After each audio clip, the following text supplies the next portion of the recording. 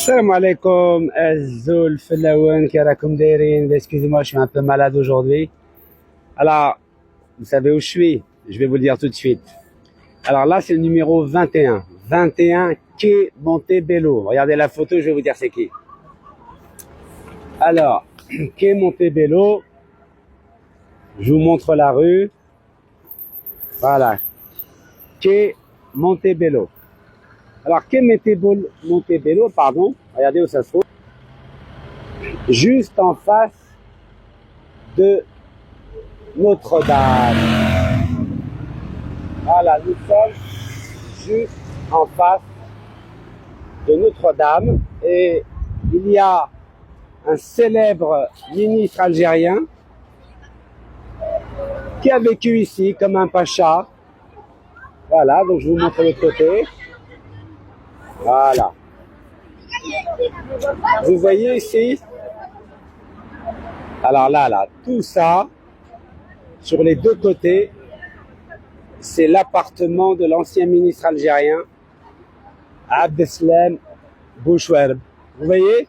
Quand il ouvre sa fenêtre, il a en direct la fabuleuse cathédrale Notre-Dame qui avait brûlé, mais ils sont en train de finir les travaux. Voilà, donc c'est un magnifique endroit. C'est l'endroit le plus cher de Paris, Île Saint-Louis. Alors, je vais m'approcher d'un endroit où on va mieux entendre ce que je vais vous dire. En tout cas, je vais essayer. Donc voilà comment nos ministres de l'ère Bouteflika vivaient. Alors, Bouchouareb, donc je vous ai dit, c'est tout cet appartement-là. Et sa sœur qui vit avec son beau-frère, monsieur Eppelbaum, c'est à 200 mètres, voilà, tout droit là-bas. J'avais déjà fait des vidéos. Alors, je m'appelle Khir. Quand est-ce que j'ai dénoncé ce monsieur? Je l'ai dénoncé en mai 2016, c'est-à-dire bientôt 9 ans. 9 ans que j'ai dénoncé avec des preuves que ce ministre de l'industrie, c'est-à-dire celui qui pilote l'économie algérienne, était un homme corrompu. C'est-à-dire qu'il utilisait sa fonction de ministre pour négocier des contrats et il prenait évidemment en chemin ce qu'on appelle un bakchiche. Et qui était son adjoint, le directeur central au ministère de l'Industrie? C'était le fameux écrivain algéro-français que la France entière soutient. Il est français depuis 6 mois et la France entière le soutient. Alors vous savez que moi j'ai abandonné ma nationalité française en 2013 et vous avez vu que jamais aucun Français, aucune personnalité française m'avait soutenu. Et même Louisa Hanoun, qui est algérienne à 100%, quand elle était en prison en Algérie, elle avait le soutien de 3000 personnalités françaises, y compris l'ancien Premier ministre français, Jean-Marc Ayrault. Alors, pourquoi je fais cette vidéo aujourd'hui? La raison est très simple. L'Algérie a demandé son extradition à ce monsieur. Ça fait 6 fois qu'elle demande son extradition pour 6 affaires différentes. 6 affaires différentes. Et Macron, le président français, vous le voyez là, Macron, il veut pas. Car Abdeslam Bouchouareb, vous savez que c'était un fils de Harki, dans la région de Ain Kirsha. Bien sûr, je ne généralise pas, c'est juste un individu et je tiens à saluer tous les habitants de Ain Kirsha, dans la wilaya de Melbouaki et dans toutes les wilayas algériennes. C'est-à-dire, c'est pas parce que une personne a été Harki que tout le monde est Harki. Donc on ne mélange pas les choses. Donc, ce Abdeslam Bouchouareb a toujours défendu les intérêts des Français. Toujours, toujours, toujours. Et donc aujourd'hui, comme c'est un ami très, très, très proche, Abdeslam Bouchouareb, il faut que vous sachiez c'est qui. Après avoir quitté son poste en 2017, il est devenu le conseiller privé de Macron pour toutes les affaires algériennes. Ça veut dire qu'Abdeslam Bouchouareb racontait tout à Emmanuel Macron sur tous les secrets qu'il avait par rapport à l'Algérie, par rapport aux militaires, par rapport au monde politique, par rapport au contrat. Il lui racontait absolument tout. Eh oui, qu'est-ce que vous voulez? Quand on est harké à vie, hein, vous savez. Et, attendez, je pose mes documents que je vais vous montrer. Belakal, parce que là, il faut qu'on s'organise quand même, hein, c'est avant le tour. Alors, notre ami Abdeslam Bouchouareb racontait tout au président Macron. Donc là, cette image-là, vous voyez, à Seksar Houkouma, palais du gouvernement à Alger, lors de la visite de Macron. Il faut que vous sachiez que Macron, avant d'être président, était ministre de l'économie. Et son alter ego, c'est-à-dire son contact en Algérie, c'était Abdeslam Bouchouareb en tant que ministre de l'Industrie. Abdeslam Bouchouareb a favorisé toutes les entreprises françaises. Lorsqu'il était ministre à 2 reprises, 1996-97 et ensuite 2014-2017. Alors à l'époque, lorsque j'avais dénoncé tous ces ministres corrompus, le régime Bouteflika m'avait envoyé toutes les mouches électroniques. Oh Rachid, راه يوسخ الصورة تاع الدولة الجزائرية. او رشيد انت يا راك توسخ السمعة تاع الشهداء ربي يرحمهم. J'ai été détesté par toutes les mouches électroniques du régime de Bouteflika. J'avais dénoncé Chakib Khalil, Abdeslam Bouchouareb, Ammar Saidani, OFLN, Outqaddour à la Sonatrach, Farid Bejaoui, etc., etc. Et à l'époque, on disait que j'étais un traître. Vous imaginez, Liam Dor, hein, extraordinaire quand même. Hein. Et maintenant, alhamdoulilah, depuis qu'Amit Tebboune, eh ben, tous les dossiers que j'avais préparés, il les a étudiés, il a commencé à mettre en prison tout le monde. Sellel ou Yahya, etc., etc. Vous en souvenez? Vous savez que c'est parce que j'avais dénoncé tous ces mafieux que le gouvernement de Sellel avec Yahya m'ont interdit d'être candidat en mai 2017 pour être député algérien. Est-ce que vous le saviez ça? Vous avez peut-être oublié, mais moi j'ai pas oublié. Et les militants du MJC que je tiens à saluer n'ont pas oublié aussi. Eh oui, la lutte contre la corruption que j'ai menée de 2013 à 2019, elle s'est manifestée au travers de 156 manifestations anticorruption, à la fois en Algérie, en France, en Suisse, aux États-Unis, en Italie. Je ne les ai pas lâchés, mais eux aussi m'ont pas lâché. Je l'ai payé très très cher, très très cher. Parce qu'à la fin de 2019, quand j'étais emprisonné, je me suis retrouvé tout seul. Eh oui, tout seul. Et la blague, c'est qu'on m'a mis en prison avec ces gens-là. Avec Sellel ou Yahya. Extraordinaire quand même. Hein. Tahkout. Ah, ya Rabbi al-Karim, ya Rabbi al-Karim, ya Rabbi al-Karim, اليوم نهار رمضان. اليوم نهار السادس من شهر رمضان الكريم. Notre pays est très bizarre, vous savez. Quand on lutte contre la corruption, on se retrouve en prison. Et on se retrouve en prison avec des hommes politiques corrompus. En gros, ce pays, il loge à la même enseigne ceux qui luttent contre la corruption et ceux qui sont corrompus. Alors, comme on dit en Algérie, kulchi adi. Bon, on reprend notre ami Abdeslam Bouchouareb.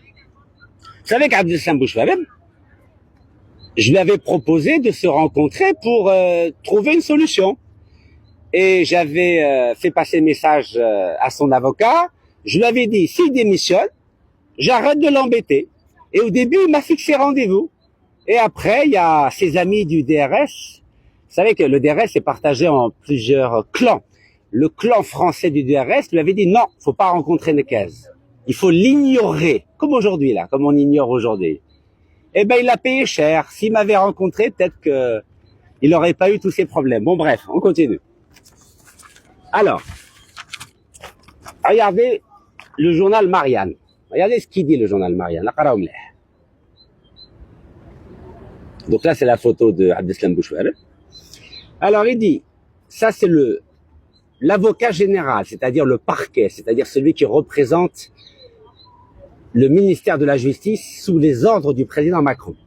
Il dit, si on l'envoie en Algérie, c'est-à-dire si on envoie Abdeslam Bouchouer en Algérie, c'est pour y mourir. Extraordinaire, hein? Le parquet opposé à l'extradition d'un ex-ministre de l'Industrie. Marianne, avec l'AFP, 5 mars 2025. En clair, il dit, tous ceux qui vont en prison en Algérie, ils vont mourir. Et moi, j'étais en prison en Algérie. De 2019 à 2023, alhamdoulilah, je suis toujours vivant. Il y a des hommes politiques, 18 ministres algériens qui sont en prison. 3 anciens premiers ministres, Sellel ou Yahya. Et, c'est moi, à chaque fois j'ai oublié, parce que je le voyais tous les jours à Al-Harrach. Bon, il va me revenir. Et ils sont pas morts. Ils sont vivants. Alors, la France a dit non, on va pas envoyer ce ministre corrompu en Algérie, sinon il va mourir. Alors, comment il justifie encore? Pourquoi il dit qu'il va mourir? Alors, interrogé par la chambre de l'instruction de la cour d'appel d'Aix-en-Provence, parce que comme je lui pourris la vie, le ministre, donc il est parti de l'appartement de 3 millions d'euros ici, il est parti au soleil, à Aix-en-Provence. Donc, alors, interrogé par la chambre de l'instruction de la cour d'appel d'Aix-en-Provence sur les conditions de détention qui attendraient cet homme de 72 ans, les autorités algériennes ont évoqué une incarcération au centre pénitentiaire d'Al-Harrach à Alger. J'étais à Alger, vous savez, à la prison d'Al-Harrach à Alger, dans des salles de 120 à 145 mètres carrés, de 120 à 145 mètres carrés, sans indiquer le nombre de cellules dans ces salles. Et l'avocat général, il dit, j'ai du mal à imaginer qu'il puisse vivre dans une communauté de vie avec une quinzaine de personnes. Oh, meskin. Regardez, lisez ça. Meskin, le pauvre. Le pauvre. Vous savez, moi, j'étais avec 17 personnes. Mon neveu, qui s'appelle Mohamed, il était avec 84 personnes. Il n'est pas mort. Et on n'est pas mort. Et je continue. L'Algérie, elle n'est pas folle. Elle ne mélange jamais les hommes politiques avec les détenus simples. Il n'y a que moi, parce que moi, je ne suis pas considéré comme un homme politique. Donc moi, j'étais avec tout le monde. مع الشعب تاع 48 ولاية يعطيهم الصحة ونذكرهم بالخير إن شاء الله. Mais les hommes politiques, ils sont entre eux. Personne ne les voit. Je dis bien, personne ne les voit. Et même au niveau de la visite de leurs avocats, les hommes politiques algériens en prison voient leurs avocats entre midi et 2. Midi et 2, c'est le moment où les prisonniers mangent et font la sieste. Ça veut dire qu'aucun prisonnier voit les hommes politiques. Je dis bien aucun. Ou les hommes politiques, ils ont des grandes salles, mais binatoum, ils sont 3-4 par salle. Donc, l'argument invoqué par l'avocat général de la cour d'appel, de la chambre d'instruction de la cour d'appel d'Aix-en-Provence, il est en train de mentir à l'opinion publique française. Et oui, je pèse mes mots parce que moi j'étais à Al-Harrach. Ce monsieur est en train de mentir. Ça s'appelle un mensonge. Et je le dis, je suis en France là. Je suis pas aux États-Unis. Après, je vous dirai pourquoi je suis ici. Donc, monsieur l'avocat général de la chambre d'instruction de la cour d'appel d'Aix-en-Provence, vous êtes en train de mentir aux journalistes, mentir à l'opinion publique française. Personne n'est mort dans une prison algérienne. Et vous savez que j'ai toujours critiqué le régime Bouteflika, l'ancien ministre de la Justice Zarmati. Mais personne n'est mort. Ceux qui sont morts, c'est ceux qui ont fait la grève de la faim. il y a Mohamed Tamel, Rabbi Yarhamou, il y a Kamel Eddin Fakhar, Rabbi Yarhamou, ils ont fait la grève de la faim. Mais ils ne sont pas morts parce qu'ils étaient avec des prisonniers algériens.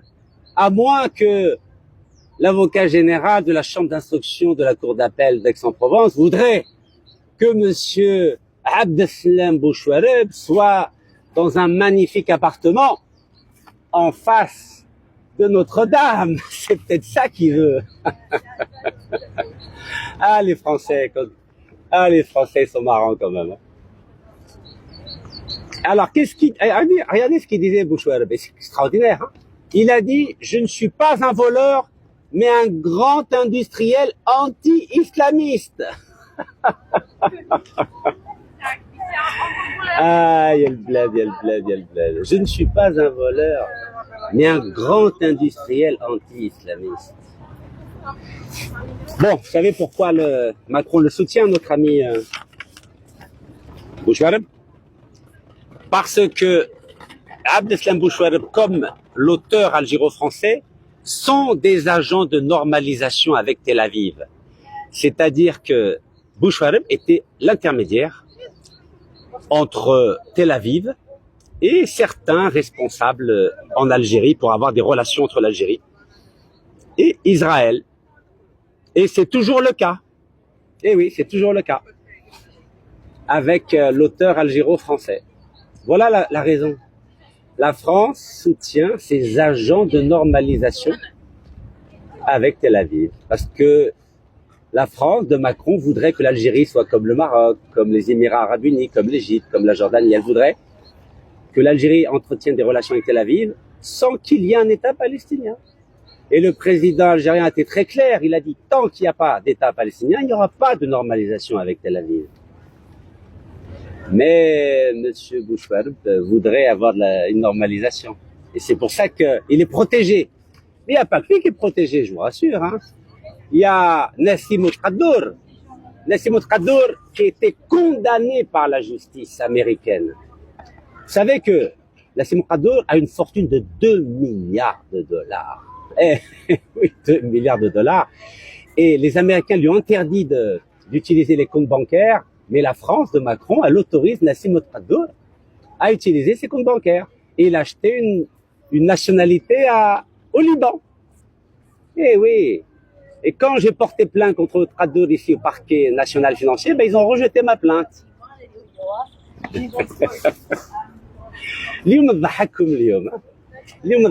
Parce que ça fait 9 ans, on a organisé 3 manifestations ici. Vous savez, il y avait combien de policiers pour soutenir l'agent de normalisation avec Tel Aviv, Abdeslam Bouchouareb?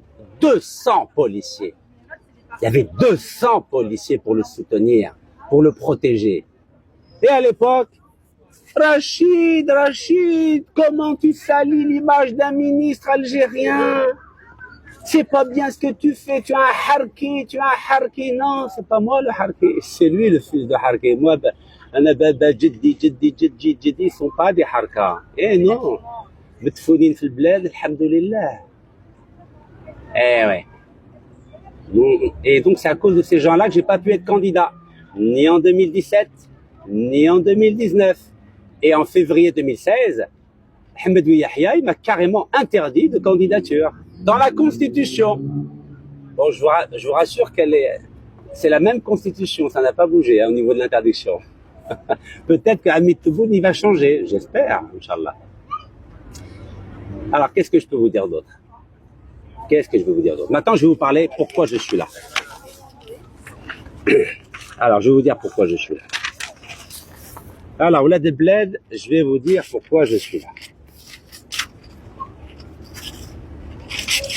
Alors, ça, c'est la convention d'entraide judiciaire entre l'Algérie et la France qui a été signée le 5 octobre 2016. Ça a été signé par Taïeb Louh. Je vais vous montrer, elle fait 10 pages. Cette convention. Voilà, je vais vous montrer les 10 pages. Il faut lire, hein. Parce que nos journalistes algériens, comme je vous ai toujours dit, ils lisent pas. Regardez. signé par l'ancien garde des Sceaux français Jean-Jacques Urvoas et le ministre de la Justice algérien Tayeb Louh, 5 octobre 2016. Ok? Elle est passée au journal officiel français le 4 juin 2018. Regardez. 4 juin 2018. Voilà, elle fait 10 pages. Alors normalement, avec cette convention d'entraide judiciaire, donc article 1, le point 2, alinéa D, le transfèrement provisoire de détenus aux fins d'entraide judiciaire. C'est-à-dire que l'Algérie peut demander à ce que Abdeslam Bouchouareb soit transféré en Algérie. Voilà. Article 1.2 alinéa D. Alors, je vais vous parler maintenant de l'article 13 de cette convention.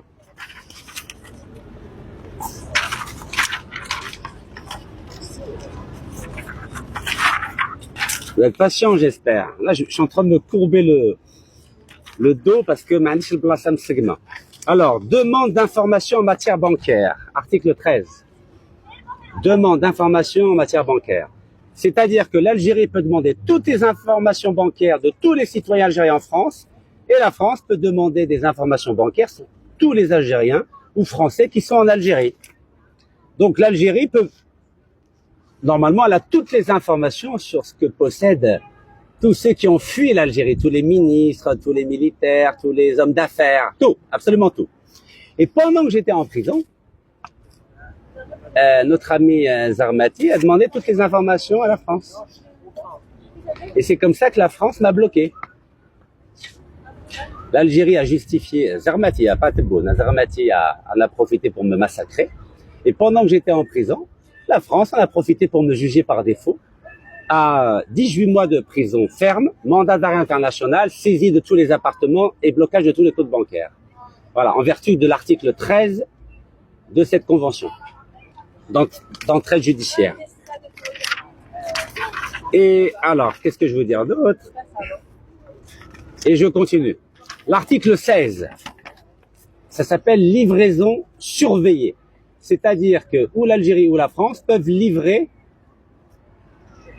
un détenu. Voilà, livraison surveillée. Vous pouvez la lire, hein, ce journal officiel. Donc, comme vous le savez, le 9 décembre 2021, alors que j'étais emprisonné puis en résidence surveillée dans mon village par 15 policiers, la France m'a condamné par défaut et m'a tout pris. Absolument tout.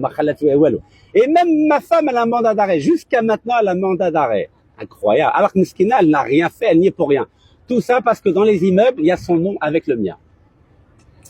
Et donc, lorsque j'étais emprisonné du 5 octobre au 21 décembre 2023, vous savez que je me suis rendu volontairement à la justice française.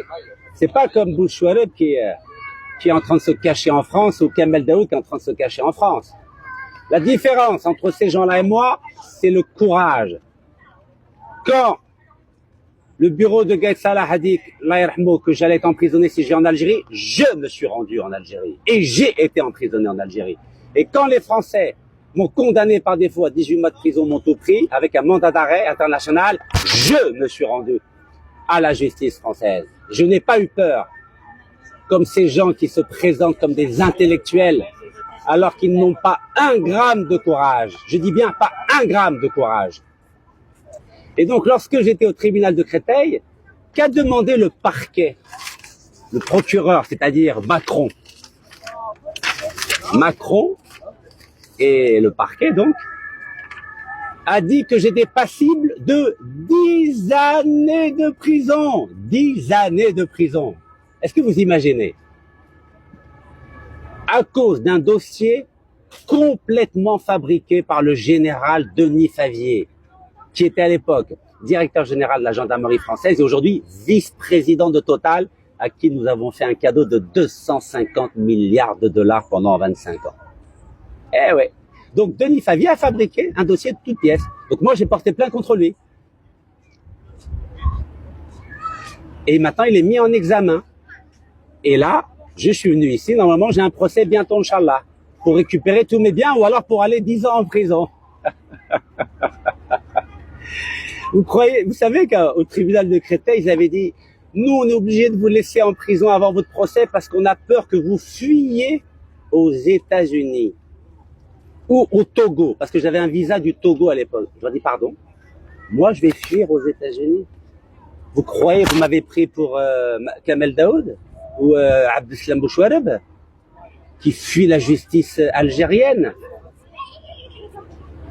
Je suis pas un fils de Harki. C'est ça la différence. Vous savez, vous connaissez l'expression.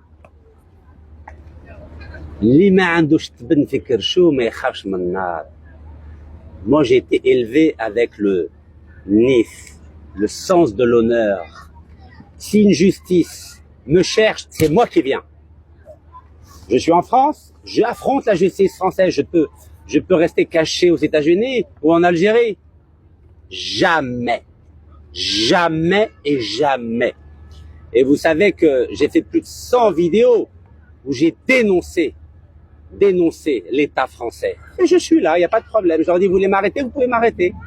Je ne m'appelle pas Kamel Daoud et je ne m'appelle pas Abdeslam Bouchouareb. J'affronte la justice, que ce soit en Algérie, en France, aux États-Unis, en Espagne, en Chine, en Russie, partout je l'affronterai. Contrairement à ces lâches.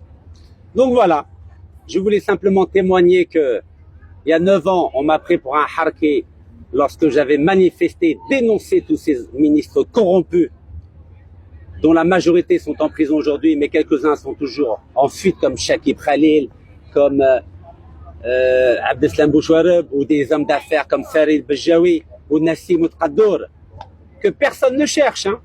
Vous savez que Nassim Ouattara, il est là, pareil, là, mais personne ne le cherche. Alors qu'il y a un mandat d'arrêt algérien. Il a pris 10 ans de prison. Mais la France le protège. Donc je vais finir ma vidéo avec quelque chose de très simple. Je propose à l'Algérie de juger, de condamner rapidement l'auteur algéro-marocain et de l'échanger contre Abdeslam Bouchouareb. Les Américains, les Russes ont toujours échangé leurs prisonniers et ils ont toujours échangé leurs espions. Voilà ce que je propose au président algérien, c'est Abdelmajid Tebboune, c'est d'échanger l'auteur algéro-français qui était à Alger contre Abdeslam Bouchouareb. Barakallahu fikoum.